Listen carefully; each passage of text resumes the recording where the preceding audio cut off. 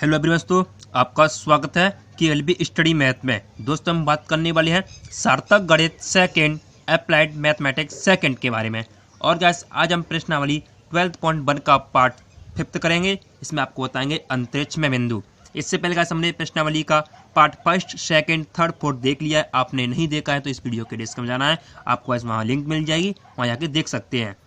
और गैस आप इस वीडियो को पहली बार देख रहे हैं तो हमारे यूट्यूब चैनल को जल्द से सब्सक्राइब कर लीजिएगा और बेल आइकन घंटी को जल्द से प्रेस कर लीजिएगा, जिससे गैस हम जो भी वीडियो बनाएं आपके पास जल्द से जल्द पहुंचे। और गैस इस वीडियो को अपने दोस्तों को ज़्यादा से ज़्यादा शेयर कीजिएगा। और गैस आप मुझे टेलीग्राम पे भी फॉलो कर सकते हैं, इंस्टाग्राम, फेसबुक, ट्विटर, जिस पे भी फॉलो कर सकते हैं। ठीक है गैस, तो चलिए गैस तो चलते हैं अपने टॉपिक पर देर किस बात की। तो चलिए गैस हम आज के प्रश्नावली पर आपको बताते हैं पार्ट गाइस हमने 4th में कौन से सवाल कर लिए थे। गाइस हमने लगभग पार्ट 4th में हमने सवाल किए थे 10, 11, 12, 13, 14 और 15। गाइस हमने 15 तक का पार्ट 30 भी कर लिया था।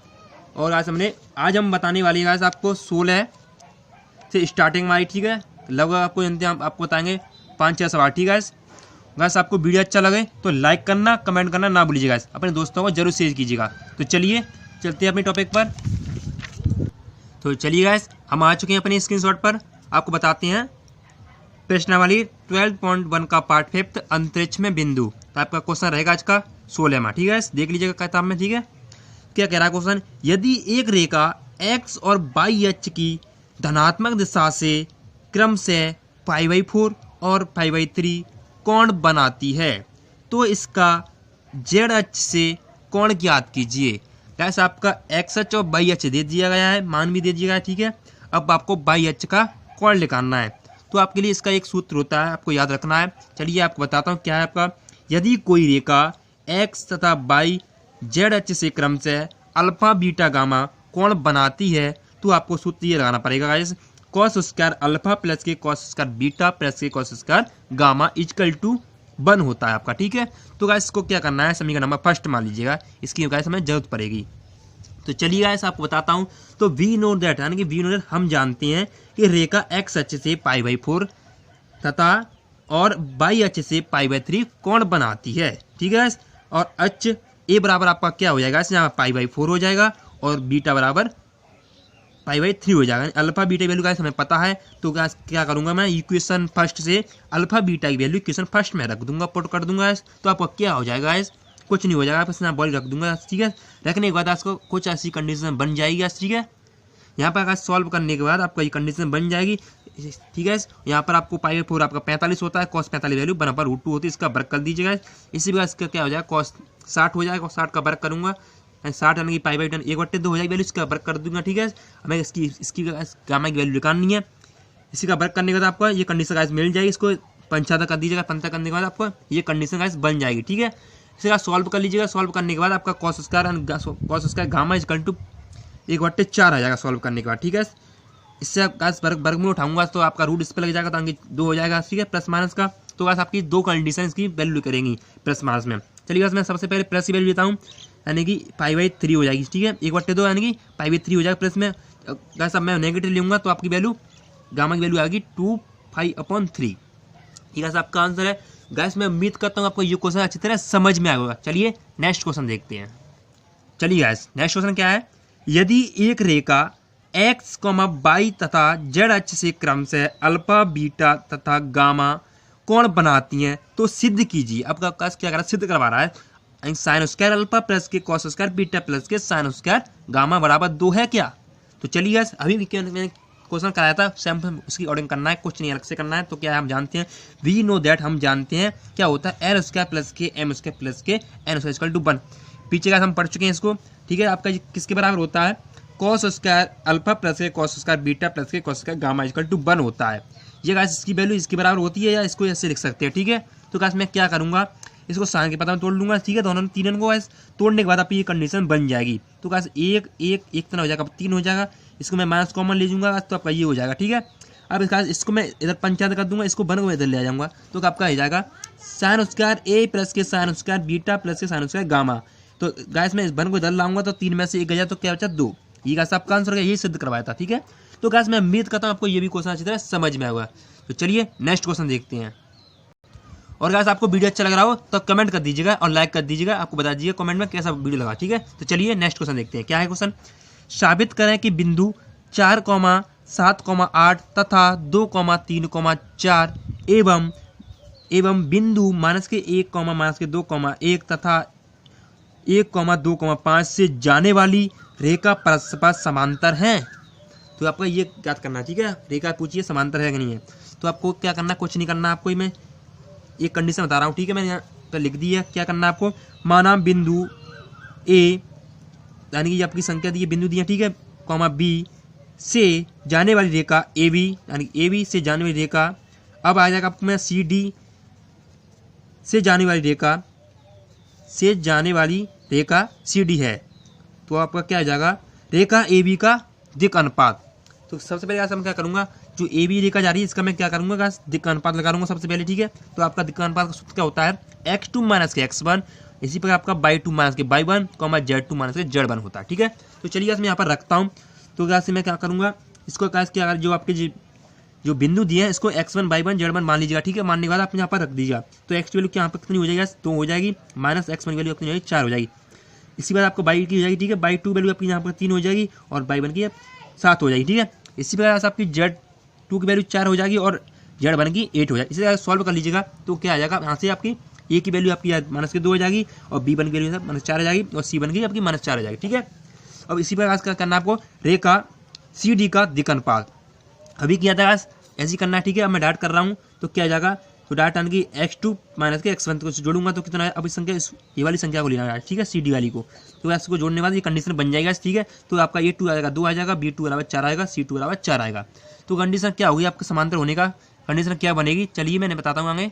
चलिए गाइस, आपकी कंडीशन क्या बनेगी, वी नो दैट कि हम जानते हैं कि दो रेखाएं जिनके अनुपात a, b, c और a1, b1, c1 है और a2, b2, c2 है। ठीक है, को समांतर होती हैं, यानी कि ये कंडीशन बन रही है। तो आपका कंडीशन समांतर होने का सूत्र होगा a1/a2 = b1/b2 बराबर c1/c2। ये कंडीशन बनेगी। तो आपको क्या करना है, a1 की वैल्यू यहाँ रख दीजिएगा और a2 वैल्यू यहाँ रख दीजिएगा। जो वैल्यू आई यहाँ पर रखने के बाद आपकी कंडीशन क्या बनेगी, अब सेम आएगी। ठीक है, -1 = -1 तो आपको क्या हम कह सकते हैं, रेखा ए बी सी डी के समांतर है। रेखा ए बी और सी डी परस्पर क्या है, समांतर, समानांतर है। ठीक है, ये कंडीशन है, हेंस प्रूफ आपका यही आंसर हो गया। ठीक है, तो गाइस मैं उम्मीद करता हूँ आपको ये क्वेश्चन अच्छी तरह समझ में आएगा। चलिए नेक्स्ट क्वेश्चन देखते हैं। और गाइस आपको वीडियो अच्छा लग रहा हो तो लाइक कर दीजिएगा, कमेंट कर दीजिएगा। ठीक है, चलिए नेक्स्ट क्वेश्चन देखते हैं। क्या है, साबित करें कि मूल बिंदु को 2,1,1 से मिलाने वाली रेखा बिंदु 3,5, -1 तथा 4,3, -1 से जाने वाली रेखा पर लंब है। गाइस अभी किया है सेम वैसे ही करना, अब इसमें लंब पूछा है। ठीक है, आप गाइस 19वां क्वेश्चन है आपका। ठीक है, सार्थक अंक का, सार्थक बुक है आपकी। ठीक है, चलिए क्या करना है, कुछ नहीं करना, अभी माना था। अब कह रहा है साबित करें कि मूल बिंदु, यानी कि माना मूल बिंदु आपके रह जाएंगे 0,0 और बी आपका मान लीजिएगा आपका दिया हुआ है तो 2,1,1 को मिलाने वाली रेखा ए बी तथा बिंदु आपके ये वाला को सी मान लीजिएगा, इसको डी मान लीजिएगा। ठीक है, को मिलाने वाली रेखा सी डी है। तो क्या सबसे पहले क्या करना है, माना a,b, a1, b1, c1 तथा a2, b2, c2 क्रमशः रेखा ab तथा cd के दिक् अनुपात हैं। ठीक है, ये कंडीशन है। तो सबसे पहले क्या करूंगा, अभी बताया था मैंने, ab यानी रेखा ab का दिक् अनुपात निकालना है। तो आपका सूत्र क्या होता है, अभी मैं लिख दिया है यहाँ पर, यानी x2 - x1, इसमें आपका ये भी सूत्र हो जाएगा। ठीक है, तो मैं क्या करूँगा, a1 की वैल्यू निकाल लूंगा। ठीक है, यहाँ पर जो आपकी वैल्यू दी है, बिंदु दी है, इसको x1 y1 मान लीजिएगा। मानने के बाद आपको यहाँ पर वैल्यू रख दीजिएगा। ठीक है, रखने के बाद आपका ये a1 आपका 2 आ जाएगा। ठीक है, b1 आपका 1 आ जाएगा, c1 आपका 1 आ जाएगा। अब इसी प्रकार से क्या करना है आपको, इसी प्रकार रेखा सी डी का भी दिक् अनुपात निकाल लीजिएगा। सूत्र आपका यही रहेगा। ठीक है, आपकी जो आपका बिंदु का क्या सी और डी का, इसको x1 y1 मान लीजिएगा। ठीक है, मानने के बाद आपकी ये कंडीशन बन जाएगी। ठीक है, तो क्या कंडीशन बन सकती है आपकी, तो आपका a2 बराबर क्या हो जाएगा, इसमें x2 में से x1 घटाना। ठीक है, यहाँ वैल्यू आपकी यहाँ से निकाल लीजिएगा। ठीक है, यहाँ पर वैल्यू निकाल लीजिएगा x2 और x2 - x1 की वैल्यू निकालने के बाद आपको ये कंडीशन गाइस बन जाएगी। ठीक है, तो क्या करना आपका a2 बराबर आपका 1 आ जाएगा, b2 बराबर 2 - 2 आ जाएगा, c2 बराबर 0 आ जाएगा। ठीक है, आपको क्या करना है, अब पूछ रहा है रेखा पर लंब। ठीक है, तो सूत्र क्या होता है, a1, a2 यानी a1 × a2 A1 into A2 plus के B1 इंटू B2 प्लस के C1 इंटू C2। जब रेखा पर लंब होगा तो आपका सूत्र ये होगा, लंब मतलब ये इक्वल में 0 आना चाहिए। तो चलिए मैं यहाँ पर वैल्यू पुट करता हूँ। पुट करने के बाद आपकी ये कंडीशन बन जाएगी। तो चलिए मैं यहाँ पर दिखा देता हूँ, ठीक है। देखने के बाद आपको यहाँ कंडीशन बन जाएगा, ठीक है। यहाँ पर मैं इसका मल्टीप्लाई करूंगा तो यहाँ पर 2 हो जाएगा। इसका मल्टीप्लाई करूंगा यहाँ पर वैल्यू यहाँ इसका मल्टीप्लाई माइनस से 2 हो जाएगा, ठीक है। और आपका ये पहले से 0 हो जाएगा, ठीक है। एक 0 करूँगा अब 0 हो जाएगा, क्योंकि 0 बचा। तो इसका आपका ये प्लस कट जाएगा, 0 हो जाएगा 0। तो हम कह सकते हैं अतः इससे स्पष्ट है कि बिंदु ए बी रेखा को मिलाने वाली तथा CD रेखा पे जाने वाली रेखा परस्पर लंब है। तो ऐसा आपका हेंस प्रूव्ड आपका आंसर हो गया। तो गाइस मैं उम्मीद करता हूँ आपको ये क्वेश्चन अच्छी तरह समझ में आएगा। चलिए नेक्स्ट क्वेश्चन देखते हैं। चलिए गाइस आपका नेक्स्ट क्वेश्चन क्या है, 20वां क्वेश्चन आप, ठीक है। तो दिखाओ बिंदु 1,2,3 तथा -1, -2, -3 को मिलाने वाली रेखा बिंदुओं 2,3,4 तथा 5,9,13 को मिलाने वाली रेखा के समांतर है तथा बिंदुओं -2,1,5 तथा 3,3 2 को मिलाने वाली रेखा पर लंबवत है। आपका इसमें 3 कंडीशन पूछी है। मैंने किया था समांतर है। अब क्या समांतर के बाद हमने ये कंडीशन लगानी है, समांतर है, फिर आपको कह रहा है मिलाने रेखा पर लंब है। तो आपको 3 कंडीशन लगानी है, ठीक है। कंडीशन क्या होगी, माना बिंदु ए, आपके ए वाली जी बिंदु हो जाएगा, ठीक है। इसको मान लीजिए ए बिंदु, बी मान लीजिए, ठीक है। को मिलाने वाली रेखा बिंदु इसको सी और डी मान लीजिएगा। मिलाने वाली रेखा सी और डी, मिलाने वाली रेखा सी डी है। अब क्या कहना है आपको, लेट मान के A1, B1, C1 तथा A2, B2, C2 क्रम से रेखाओं ए बी तथा CD के दिक् अनुपात है। अभी गाइस मैंने बताया था नेक्स्ट क्वेश्चन में 19वां क्वेश्चन सेम वही क्वेश्चन है, कुछ नहीं करना है अलग से। तो चलिए सब क्या करना है, तो सबसे पहले मैं क्या करूंगा, रेखा AB का दिक् अनुपात निकालूंगा, ठीक है। तो रेखा AB का दिक् अनुपात क्या सूत्र होता है आपका, x2 - x1। इसी पर आपका ये सूत्र हो जाएगा, ठीक है। क्या करना है, यहाँ पर वैल्यू पुट कर दीजिएगा, इसको x1, y1, z1 जो मान लीजिएगा, ठीक है। मानने के बाद तो आपका A1 की वैल्यू से आप कितनी आ जाएगी, वैल्यू रखेंगे पुट करने के बाद -2 आ जाएगी, ठीक है। इसी का आपको B1 वैल्यू रखेंगे तो आपकी 4 आ जाएगी माइनस के, और आप C1 वैल्यू आपकी -6 आ जाएगी, ठीक है। अब आज क्या करना है, इसी प्रकार रेखा CD का दिक् अनुपात। तो गाइस ये आपका सूत्र यही रहेगा। अब आपको CD कौन सा मानना है, आपका जो आपका ये दिया आपका C और D दिखा दे रहा हूँ, आपका ये CD और D मान लीजिएगा, ठीक है। CD मानने के बाद आपका वैल्यू पुट हो जाएगी, यहाँ पर सूत्र आपका यही रहेगा, ठीक है। तो A2 और B2 वैल्यू पुट कर दीजिएगा, यहाँ पर x2 और x1 की वैल्यू पुट करने के बाद A2 वैल्यू आपकी 3 आ जाएगी और B2 वैल्यू 6 आ जाएगी, ठीक है। और C2 वैल्यू आपकी 9 आ जाएगी। तो गाइस हम जानते हैं वी नो दैट हम जानते हैं कि 2 रेखाएं जिनके दिक् अनुपात A1, B1 sorry A1, B2, C1 sorry यहाँ मिस्टेक हो गई है, A1, B1, C1 और A2, B2, C2 हो तो परस्पर समांतर होंगे, समांतर होती हैं।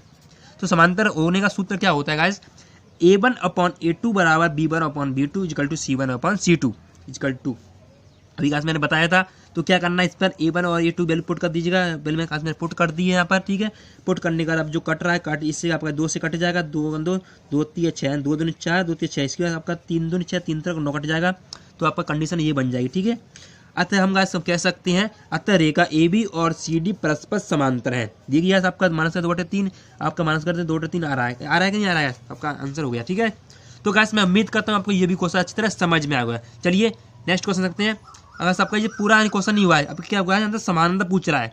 अब मैं आपको क्या बताऊंगा यहाँ पर लंब। अब जब का सबके समीकरण एक और दी जाए, क्या कह रहा है, बिंदु 2 मिलाने रेखा पर लंब है, ठीक है। इतना और बताना। चलिए नेक्स्ट क्वेश्चन की तरफ चलिए। नेक्स्ट कंडीशन क्या है इसमें, आपको क्या करना है, कुछ करना है, पुनः बिंदु P और Q मान लीजिएगा, ठीक है। को मिलाने रेखा PQ है तथा इसके दिक् अनुपात AQ यानी A3, B3, C3 है। अब तीसरी कंडीशन पूछा था, उसके भी क्या करेंगे साथ, रेखा PQ का दिक् अनुपात लगाना पड़ेगा। तो क्या x2 - x1 आपका सूत्र यही रहेगा। कुछ करना, अब क्या करूंगा मैं, A3 की वैल्यू करूंगा पुट करने के बाद आपके जो समीकरण है इसमें x1, y1, z1 मान लीजिएगा, मानने के बाद वैल्यू पुट कर दीजिएगा। तो A3 की आपकी वैल्यू आ जाएगी 5 आ जाएगी, और B3 की वैल्यू आपकी 2 आ जाएगी, और C3 की वैल्यू आपकी -3 आ जाएगी। तो गाइस आपको क्या करना है, दो रेखा AB तथा PQ लंबवत होंगी यदि A1 AQ यानी कि A1 A3 plus B1 B3 plus के C1 C3 = क्या होंगे आपकी 0, तब आपकी रेखा लंबवत होंगी। तो नाउ यानी तब A1 A3 प्लस के B1 B3 प्लस के C1 C3 = मैं यहाँ पर वैल्यू पुट कर दूंगा A1 B2 की, ठीक है। A1 और A3 वैल्यू मैंने पुट कर दी है। पुट करने के बाद आपका ये सॉल्व हो जाएगा, इसका क्या हो जाएगा, 0 आ जाएगा, ठीक है। अतः गाइस हम कह सकते हैं अतः AB तथा PQ परस्पर लंब है। तो गाइस मैं आपको ये आपका आंसर हो जाएगा हेंस प्रूव्ड। गाइस मैं उम्मीद करता हूँ आपको ये क्वेश्चन अच्छी तरह समझ में आएगा। चलिए नेक्स्ट क्वेश्चन देखते हैं। और गाइस आपको वीडियो अच्छा लगा हो तो लाइक करना, कमेंट करना ना भूलिएगा गाइस, अपने दोस्तों को शेयर जरूर कीजिएगा। तो गाइस आज के लिए इतना ही, इस वीडियो को यहीं पर गाइस रोकते हैं। आगे अब अगले पार्ट में जो आपके क्वेश्चन बचे हैं आपको बताते हैं हमने क्वेश्चन कहाँ तक करा दिए। ठीक है गाइस, चलिए तो चलिए गाइस आपको बताता हूँ मैंने कौन से आपको क्वेश्चन करा दिए। गाइस मैंने आपको 16वां करा दिया, 16वें बाद मैंने गाइस आपको 17वां, 18वां, 19वां, 20वां अब गाइस मैंने करा दिया है। ठीक है गाइस, तो गाइस मैं उम्मीद करता हूँ आपको ये क्वेश्चन सारे समझ में आए होंगे। अब नेक्स्ट पार्ट में गाइस आपको बताऊंगा गाइस मैं 21वां, 22वां, जो आपके सारे अगले पार्ट में गाइस सारे आपके क्वेश्चन हो जाएंगे। ठीक है, ज़्यादा नहीं है क्वेश्चन। ठीक है, तो गाइस आपको वीडियो अच्छा लगा हो तो लाइक करना, कमेंट करना ना भूलिएगा। आपको बताना है कमेंट में आपको वीडियो कैसा लगा। ठीक है, अपने दोस्तों को जरूर शेयर कीजिएगा। ठीक है, तो गाइस आज के लिए इतना ही। तो गाइस इस वीडियो को यहीं पर विराम करते हैं गाइस, मिलते हैं नेक्स्ट पार्ट में गाइस। और गाइस इस वीडियो को ज़्यादा लोगों को शेयर कीजिएगा। ठीक है, तो थैंक यू, जय हिंद, जय भारत दोस्तों।